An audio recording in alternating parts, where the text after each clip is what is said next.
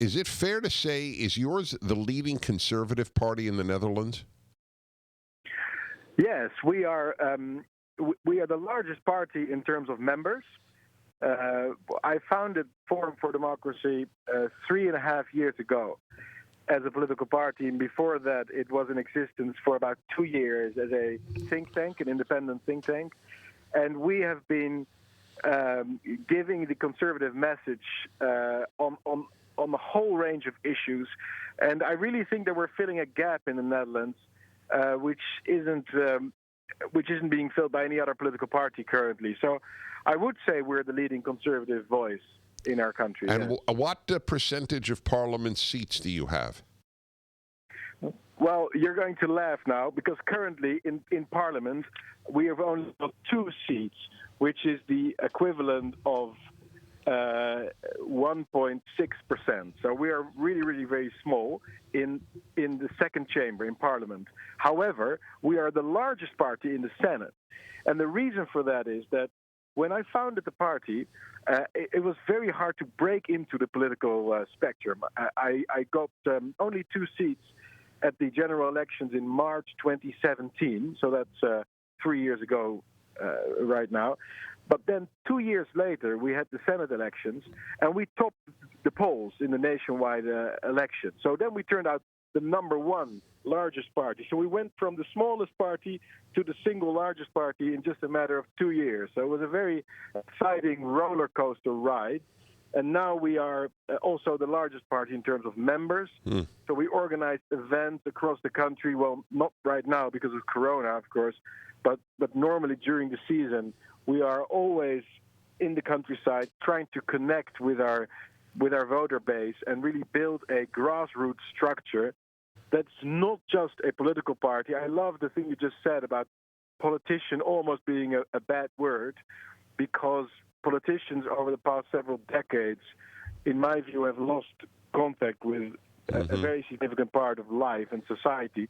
So we're trying to be a movement of ideas, and I've set up summer schools and summer universities and other places where people meet each other. We're publishing books, we're publishing short documentary videos, very much in PragerU style, to really make this into a movement that's changing the very fiber of society and making the long march through the institutions, and not just being elected politicians.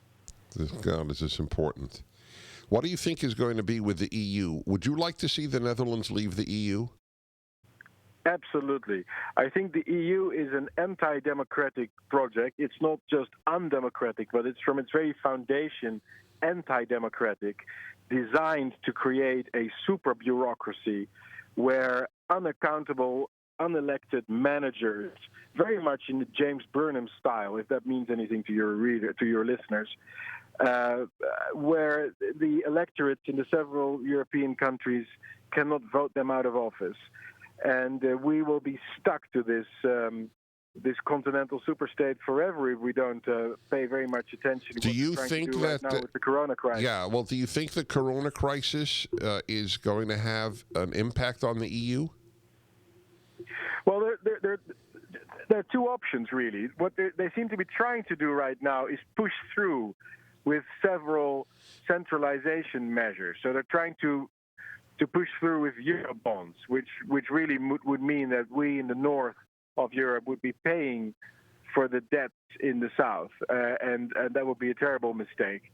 The other thing is that constantly they're trying to impose centralized immigration policies on us. So that means that some guy in Brussels is going to decide how many immigrants from which countries and which religious backgrounds we're going to have to accept in the Netherlands.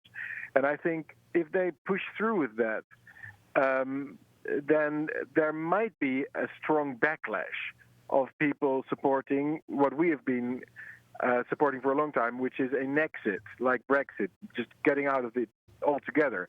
So it's very much open, in my view. Either the EU is going to push through with this, with a backlash as a result, or the other option, which is what we've been seeing in Italy in the past couple of days, where people feel so left alone by the European Union on the one hand, and so strongly patriotic about the national measures being taken in response to the coronavirus that they started burning EU flags in public and on YouTube and on Instagram and all these things.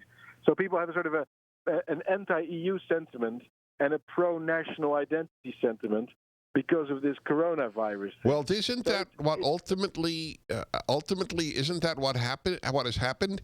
People realize, whoa, I have to take care of Italy. I have to take care of the Netherlands. I have to take care of Denmark. Isn't that happening? Yes. Yes, they realize, and this is also a point that we've been talking about just before the break, about globalization. And it's all very well to feel a citizen of the world when everything goes well and you can go on a holiday somewhere and all these things. But when the chips are down and you're really going to ask yourself, okay, how am I going to provide for the elderly? What am I going to do when I'm running out of money? Who's going to give me an emergency loan? All these things, then people are going to look at the national state. So what we might see in the wake of this, and I think that will be a positive element, a positive side effect, is a reawakening of the nation state. One more question on the economies. I don't see how we will not have a worldwide depression. Am I too pessimistic?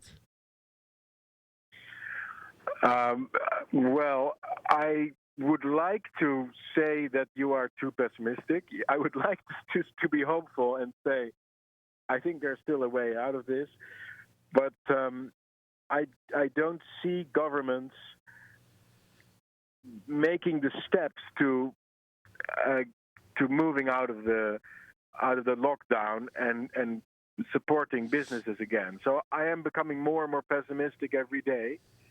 I really hope that we will soon have this sort of step-by-step going back to normal approach and program. But I must admit that I'm likely to agree with you. Mm-hmm. I'm sorry to end on a pessimistic note, Dennis. In 15 seconds, tell people why you mentioned PragerU.